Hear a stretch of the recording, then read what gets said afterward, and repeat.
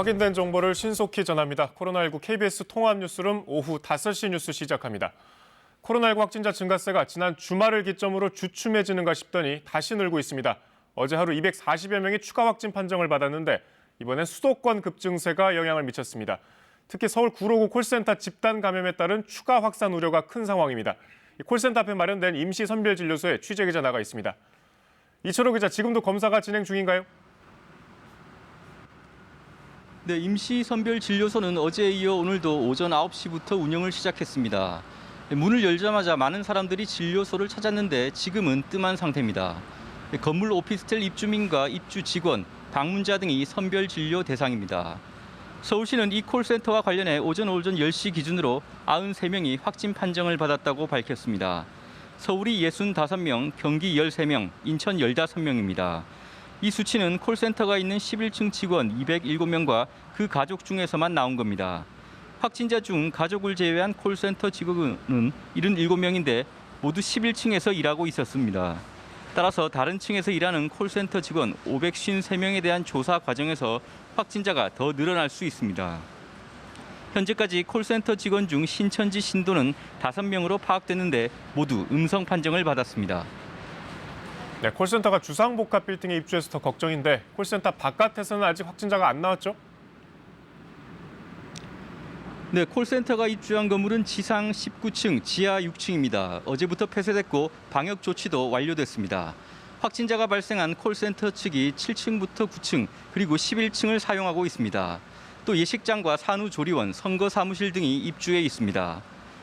서울시는 거주민 13층부터 위로 7개 층은 140세대가 거주하는 오피스텔입니다. 서울시는 거주민 전원에 대해 건물을 출입할 때 발열 여부를 검사 중입니다. 한편 서울시는 오늘부터 3일간 민간 콜센터 417곳에 대한 긴급 전수조사를 시작했습니다. 서울시가 운영하는 120 다산 콜센터 예방 대책도 발표했습니다. 우선 방역을 완료했고 직원 400여 명에게 마스크와 손소독제를 제공했습니다. 서울시는 내일부터 낮에 일하는 다산 콜센터 상담사들을 대상으로 시범적으로 재택근무를 시행하기로 했습니다. 지금까지 서울 구로구 신도림동에서 KBS 뉴스 이철호입니다. 이번엔 중앙재난안전대책본부 연결해서 확진자 어디서 얼마나 늘었는지 자세히 짚어보겠습니다. 이승우 기자, 확진자 증가세가 좀 주춤해지나 싶더니 상황이 좀 달라졌죠?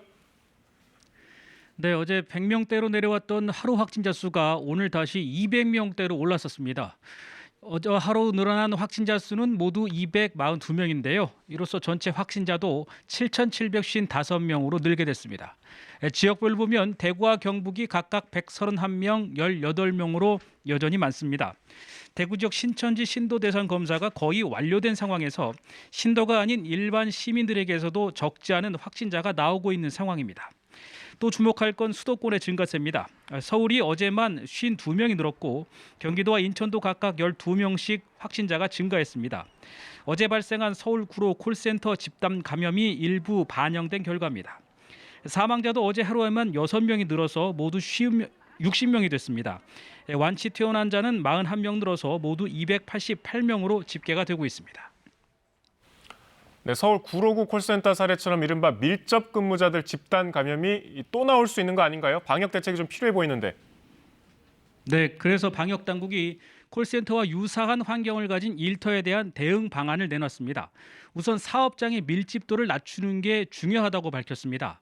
방역본부는 재택근무나 유연근무, 또 출퇴근 시간 조정이나 사무실 좌석 조정 등을 통해서 근무자 밀집도를 낮춰 감염 위험을 줄이도록 유도할 방침이라고 밝혔습니다. 또 밀접 근무자들에 대해 하루 2차례 발열과 호흡기 증상을 확인하게 하는 등 관리 강화 지침도 준비하고 있습니다. 콜센터 같은 직장뿐만 아니라 노래방이나 PC방, 클럽, 스포츠센터 등도 이런 밀집 공간에 해당한다는 설명입니다. 정부는 이와 함께 코로나19 응급 환자를 위한 중증 응급진료센터를 지정해 운영하기로 했습니다. 환자 기피 현상을 막아 골든타임을 지키고 응급실 내 감염 사태도 막기 위해서입니다. 중증 응급진료센터는 시도별로 최소 2곳 정도는 지정될 예정인데요. 입구에 환자 분류소가 설치돼 발열이나 호흡기 질환자는 보호장구를 갖춘 의료진이 격리 치료를 하게 됩니다.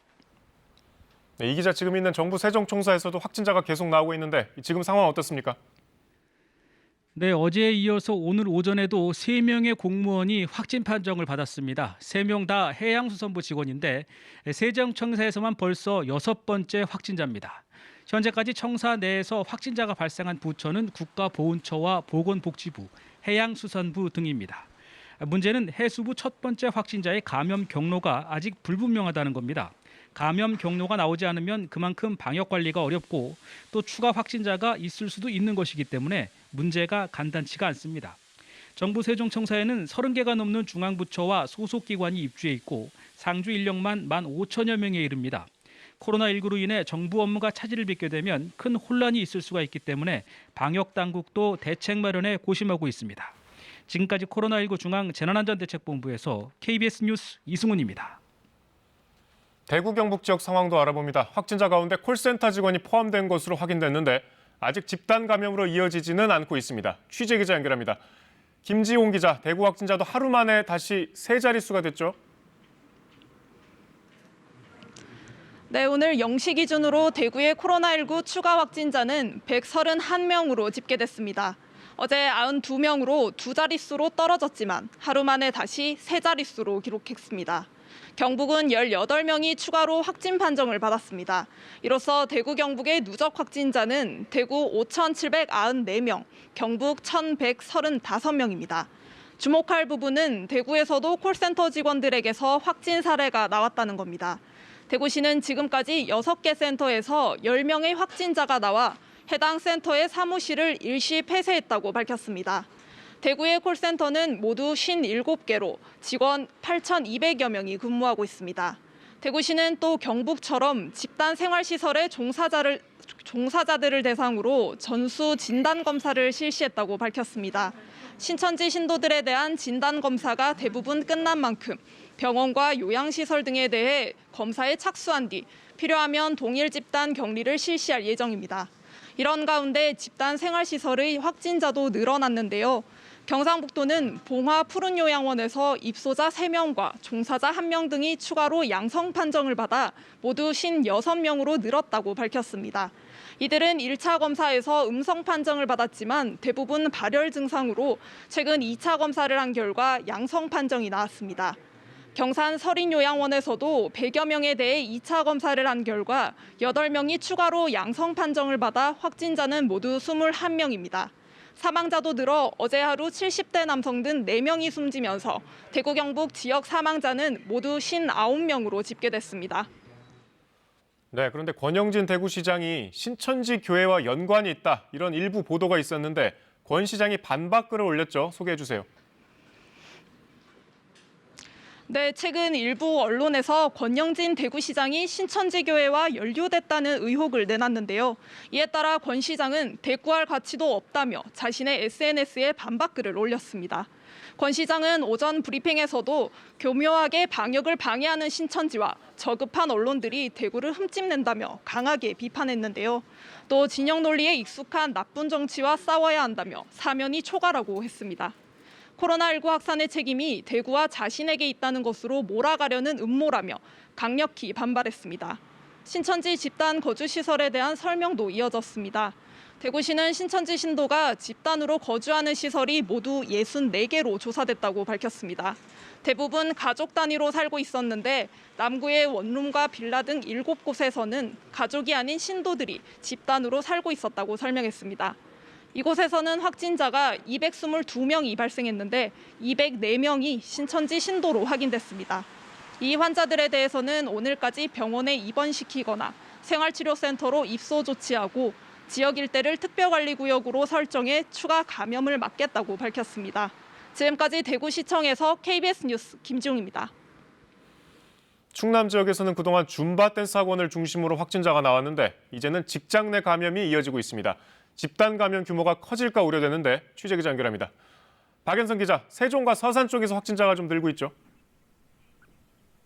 그렇습니다. 줌바 댄스를 중심으로 한 천안 지역의 집단 감염 사례는 주춤한 반면 세종과 서산에서는 직장 내 감염 확진자가 늘어나며 집단 감염 우려가 높아지고 있습니다. 먼저 서산에서는 한 직장에서만 6명이 새로 확진 판정을 받았습니다. 한화토탈연구원 부부가 서산의 첫 확진자로 확인된 뒤 연구원의 직장 동료 6명도 감염된 건데요. 이 중 3명이 200여 명이 살고 있는 기숙사에서 생활하고 있어 추가 감염 우려도 큰 상황입니다. 앞서 들으셨듯이 세종시에서도 직장 내 감염 우려가 현실화되고 있습니다. 어제 세종에서는 정부 세종청사 해양수산부와 대통령기록관 공무원인 50대 2명이 확진됐는데 오늘은 해양수산부 동료 직원 3명과 교육부 직원 그리고 기존 확진자들의 가족들까지 7명이 확진 판정을 받았습니다. 보건당국은 평소 해수부 직원들의 대구 출장이 잦은 사실을 토대로 정확한 감염 경로를 추적하고 있습니다. 줌바 댄스를 고리로 확진자가 이어지고 있는 충남 천안과 아산에서는 어제 4명의 확진자가 발생했지만 오늘은 새로 확진자가 나오지는 않았습니다.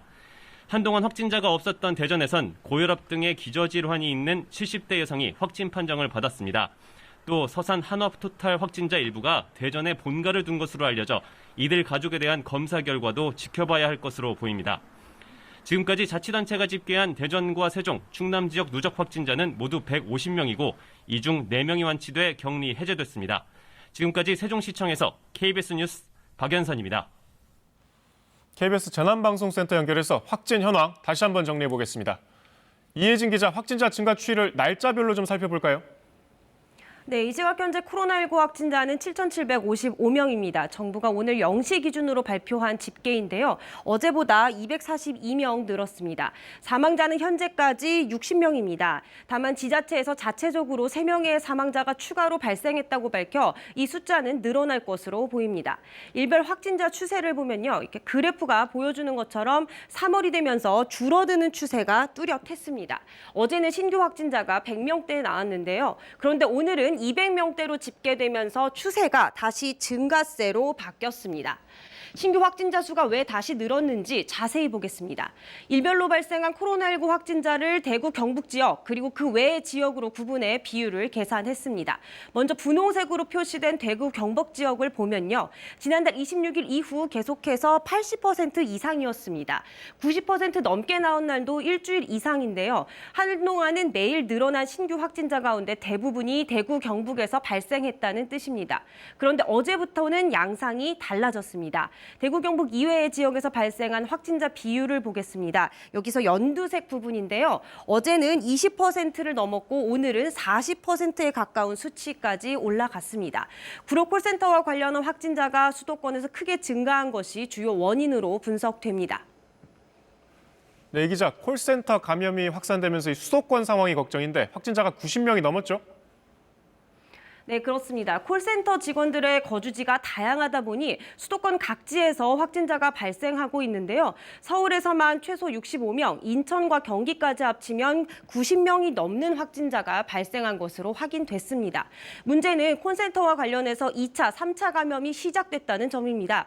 콜센터 직원의 접촉자 그리고 가족 중에 확진자가 나오고 있습니다. 이 때문에 전문가들은 구로 콜센터 상황을 예의주시해야 한다고 밝혔습니다.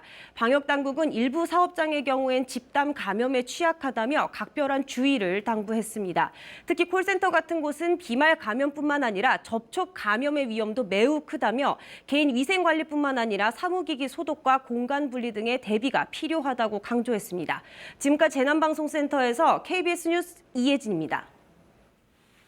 이탈리아 내 코로나19 감염자가 10,000명을 넘어선 가운데 이동 제한령이 내려지고 결혼식과 장례식도 금지됐습니다. 유럽 각국이 확산을 늦추기 위해 추가 대책을 잇따라 내놓고 있지만 영국과 프랑스에서는 내각 인사들까지 잇따라 확진 판정을 받으면서 비상이 걸렸습니다. 서태교 기자입니다. 로마의 상징 콜로세움이 코로나19로 폐쇄됐습니다. 다음 달 3일까지 바티칸 성 베드로 성당의 입장도 금지됐습니다. 이탈리아 전역에 이동 제한령이 내려지면서 거리는 텅 비었습니다. Actually wanted to stay in Italy and going to Rome and Napoli and now we're going back to Germany probably because everything is closed. 계속되는 추가 대책에도 이탈리아의 감염자는 10,000명을 넘었고 이웃한 프랑스도 확진자가 2,000명에 육박하는 등 유럽의 누적 환자가 18,000명을 넘었습니다. 동지중해의 북키프로스에서도 첫 감염 사례가 보고되면서 유럽 대부분 국가로 퍼졌습니다. 각국은 확산을 늦추기 위한 비상조치를 잇따라 내놓고 있습니다. 이탈리아와 접한 슬로베니아는 국경을 폐쇄했고 오스트리아는 건강증명서가 없을 경우 이탈리아에서 오는 여행객 입국을 막기로 했습니다. 독일은 시소유 극장과 콘서트홀 행사를 금지시켰고 스페인도 프로축구 리그를 당분간 무관중으로 치르기로 했습니다. C'est une Europe unie et une Europe qui doit prendre en considération le fait que nous vivons aujourd'hui une crise exceptionnelle qui suppose des réponses exceptionnelles. 유럽 정가도 비상입니다. 영국 보건부 차관이 코로나19 양성 판정을 받아 격리 치료를 받고 있는데 그는 최근 존슨 영국 총리를 포함해 수백 명의 인사들과 접촉한 것으로 알려졌습니다. 프랑스에서도 5명의 하원 의원과 문화부 장관이 양성 판정을 받은 데 이어 마크롱 대통령의 수석 비서관이 확진자와 접촉해 엘리제궁에 비상이 걸렸습니다. KBS 뉴스 서태규입니다. 네, 코로나19 관련 뉴스가 쏟아지면서 혼란을 부추기는 가짜뉴스와 진위를 판단하기 어려운 정보들도 함께 유통되고 있습니다. 임주연 기자와 함께 걸러보겠습니다. 자, 임 기자, 오늘도 마스크 얘기 갖고 오셨다고요? 네. 아무래도 이제 마스크 구하기가 힘들다 보니까 그 어떤 마스크 재활용 비법에 대한 관심이 꾸준히 있는 것 같습니다. 마스크 재활용이요? 네. 각종 그 마스크 재활용 비법에 대해서는 저희뿐만 아니라 다른 언론사에서도 여러 차례 검증을 해드린 바가 있는데요. 오늘은 또 좀 새로운 내용을 가지고 왔습니다. 이거는 저희 팩트체크팀에 진위 확인을 해달라고 요청이 들어온 내용이기도 한데요. 마스크를 소금물에 담갔다가 이렇게 꺼내서 말려서 쓰면 깨끗하게 재활용이 가능하다라는 주장입니다. 아, 소금물이요? 예, 소금물에. 요거는 캐나다에 사시는 분이 소금을 칠한 마스크가 바이러스 제거에 아주 효과적이라는 내용으로 특허를 출원했다더라라는 내용이 그 근거로 사용되고 있었습니다. 근데 특허를 출원한 정도면 진짜 효과가 있는 거 아닙니까? 그래서 좀 알아봤습니다. 일단 알아보니까 관련 전문가가 특허를 출원하셨더라고요. 아, 특허 출원했습니까? 네, 특허 출원하셨고요. 이것도 그냥 일반인은 아니시고 관련 전문가가 정식으로 연구한 내용이었습니다. 캐나다 엘버타 대학의 화학재료공학과의 최효직 교수라는 분인데요. 그 바이러스 유입을 차단하기 위해서 외과 수술용 마스크에 소금 성분을 코팅하는 연구를 한 5년째 하고 계셨는데 이 연구 결과가 최근에 다시 주목을 받은 겁니다. 그럼 연구도 있고 특허 출원도 하고 그러면 효과가 있는 거 아닙니까? 그렇게 생각해 볼 수가 있는데 따져보니까 사실이 아니었습니다. 아, 사실이 아닙니까? 네. 물론 과학적 연구가 진행되고 있긴 하지만 그 내용이 좀 와전이 됐고요. 확대 해석이 되면서 잘못된 정보로 유통된 거였습니다. 효과가 없다는 말씀이세요, 그러니까? 연구 내용을 좀 설명을 해드리자면요. 그러니까 핵심이 이제 소금 코팅이 된 필터를 사용을 하면 그러니까 바이러스와 세균을 충분히 막을 수 있다 그런 내용인데 연구 결과가 2017년 유명 국제 학술지에도 발표된 겁니다. 그러니까 정확히 말하자면 마스크 자체를 개발한 건 아니고 그 소금 성분이 코팅된 필터를 개발한 건데요. 그러니까 바이러스를 옮기는 침방울이나 에어로졸이 이 필터에 닿으면 그 소금이 녹으면서 물기는 날아가고 소금 결정체 아주 날카로운 소금 결정체가 생긴다는 겁니다. 그래서 마스크에 묻었던 바이러스들이 그 날카로운 소금 결정체 면에 찔려서 파괴가 된다는 원리거든요. 근데 이 연구팀이 3가지 종류의 인플루엔자 바이러스를 대상으로 실험을 해봤는데 실제로 바이러스가 5분 만에 99% 이상이 비활성화가 됐고 또 30분 안에 완전히 파괴됐다고 합니다. 효과가 있다는 말씀이네요? 예, 효과가 있던 거죠. 이 실험 상황에서는요. 예.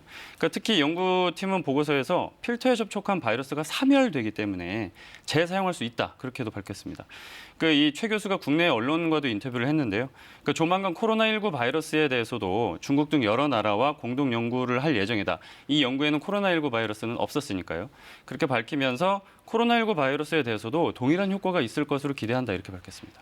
그러니까 정리하면은 마스크를 소금물에 담갔다가 말리면 그러니까 재활용할 수 있다. 이 얘기가 맞다는 겁니까?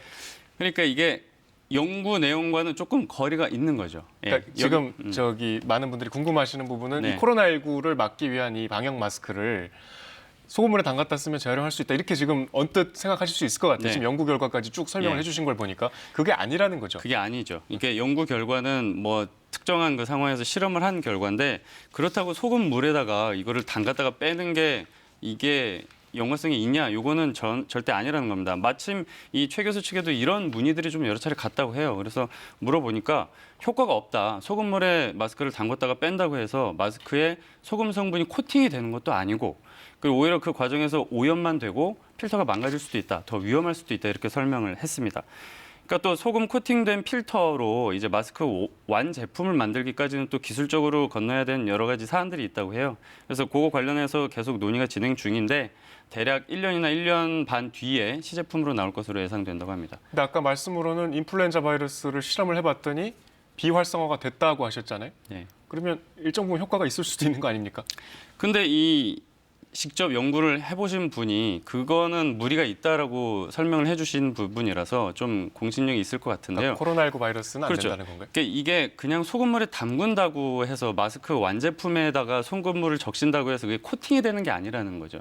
그러니까 지금 이 연구된 거는 마스크에다가 직접 코팅을 하는 게 아니고 그 필터에다가 소금 성분을 입힌 필터를 개발한 거라서 이 필터를 이제 실제 마스크에다 접목시키는 거를 지금 더 연구를 해서 이제 내놔야 되는 건데 단순히 그냥 소금 성분을 입혔다고 한 이 연구 결과를 추측해서 아 그러면 마스크 완제품도 그냥 소금물에다가 담갔다 빼면 코팅이 되겠구나 이렇게 생각하실 수도 있는데 그건 전혀 연관성이 없다는 그러니까 거죠. 소금 성분이 살균 효과가 있다는 건 어느 정도 실험을 통해 입증이 됐으나 이 소금물에 마스크를 담그는 건 또 다른 문제고 예, 전혀. 실제로 효과도 없다. 네, 이렇게 그 정리를 하면 되는 직접 거죠. 연구를 하신 분이 아니다라고 연구를 하신 분이 심지어 네. 그렇게 하면 안 된다, 효과가 없다 이렇게 말씀을 네. 그러니까 소금물에 담그면 안 됩니다. 네. 이렇게 하는 거죠. 네, 네.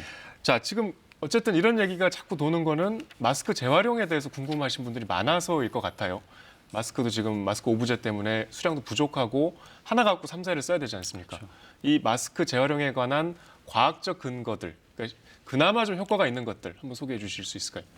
네, 일단 소개드리기 전에 꼭 좀 강조하고 싶은 부분이 이 방법들이 코로나19 바이러스까지 없앤다라고 이렇게 단언적으로 얘기할 수 없으니까 약간 과신하시면 조심스럽게. 안 되고요. 예. 그리고 또 그 마스크 외관이 이렇게 구겨지거나 찢어지지 않은 아주 양호한 상태일 경우에 전제로 해서 설명을 드리는 거예요. 마스크 상태가 양호하다는 전제에서 네, 이게 필터가 망가지면 어차피 효과는 떨어지거든요. 그래서 이제 각계 의견을 종합해 보면 환기가 아주 잘 되는 곳에서 충분히 말린 경우, 그리고 또 아주 날씨 좋을 때 직사광선 햇빛에다가 충분히 또 살균한 경우, 그리고 또 만약에 집에 그 자외선 살균기가 있다고 한다면 그 살균기를 이용하는 방법 같은 것들은 참고해 볼 만하다고 합니다. 그리고 또 이 밖에도 소독용 에탄올로 마스크 표면을 살짝 적셔서 살균하는 방법도 계속 언급이 되고 있는데 이 부분을 좀 더 알아보니까 마스크 기능을 떨어뜨릴 수도 있다는 지적이 여전히 좀 있어서 전문가들끼리 약간 이견이 좀 있습니다. 그러니까 저번에 뭐 이 말씀 해주셨지만 이 세균하고 바이러스는 다르지 않습니까? 그러니까 자외선 살균제가 이제 살균 효과는 있는데 세균을 제거하는 효과는 있는데 이제 코로나19 바이러스의 필터 마스크의 이제 재활용에는 어느 정도 효과가 좀 제한적이라고 봐야겠죠.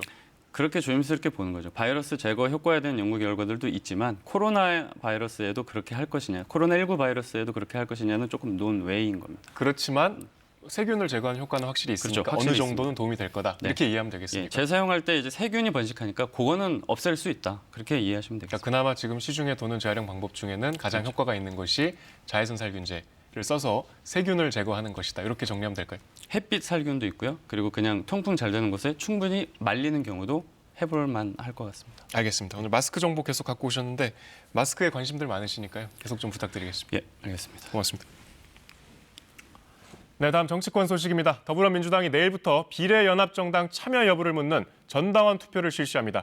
미래한국당은 국민의당 안철수 대표에게 통합을 제안하며 대표 자리도 넘길 수 있다고 했지만 안 대표는 즉각 거절했습니다. 조태영 기자입니다. 민주당은 의원총회에 이어 비례연합정당 참여를 결정할 마지막 절차 전 당원 투표를 내일 실시합니다. 선거제도 개혁의 취지를 살리면서 통합당의 원내 1당을 맡고 정권 재창출의 토대를 만들어야 하는 절박한 상황이란 문구로 비례연합정당 참여에 찬반을 묻게 됩니다. 권리당은 78만 9천여 명이 대상인데 찬성이 더 많을 것으로 점쳐집니다. 이해찬 대표는 민주당이 의석을 더 가지려는 게 아니다 거듭 밝혔습니다. 연합정당에 참여하면서 우리가 가질 수 있는 의석을 더 하나도 추가하지 않도록 하겠습니다. 앞순위는 소수당한테 다 배정을 하고 정의당과 민생당은 민주당의 행보와는 별개로 여전히 비례연합에 참여하지 않겠다는 입장입니다.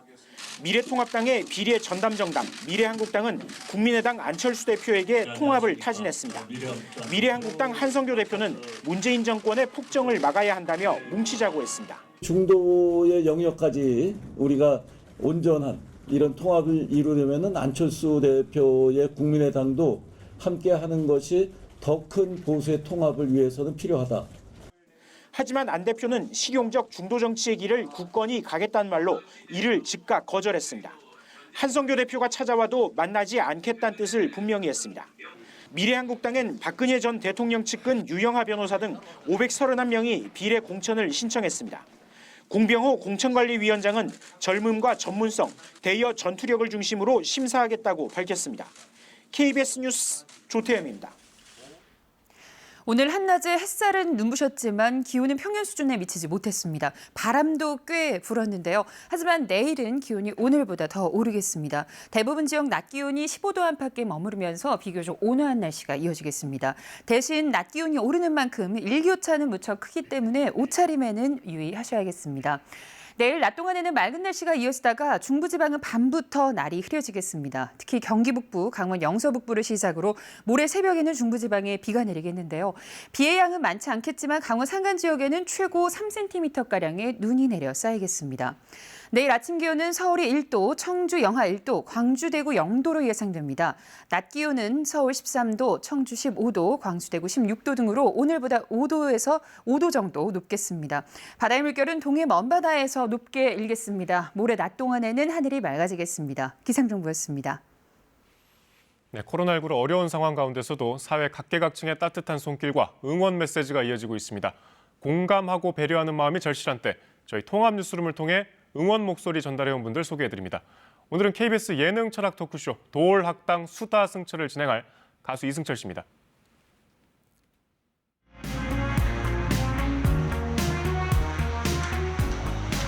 안녕하세요. 어디 가시는 길이세요? 도올학당 수다 승철이라는 새 강연 토크쇼가 있는데 제작 발표회, 기자회견.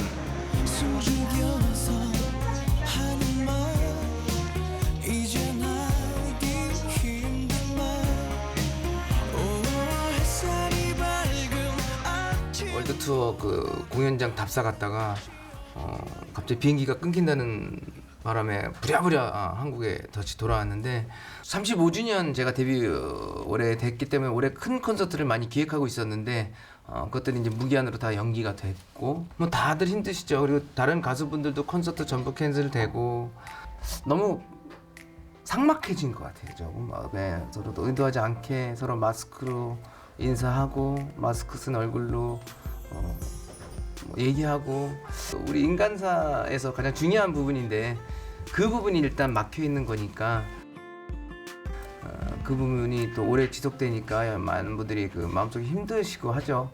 저도 그런 것 같고요. 콘서트죠. 네. 사람 만나고 싶어요. 대구는 제가 항상 12월 31일 날 마지막 콘서트는 대구에서 제가 항상 마무리했거든요.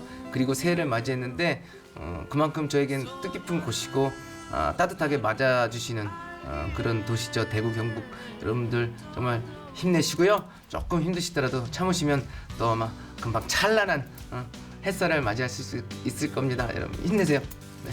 여러분 힘드시죠? 그렇지만 반드시 이겨낼 수 있을 겁니다.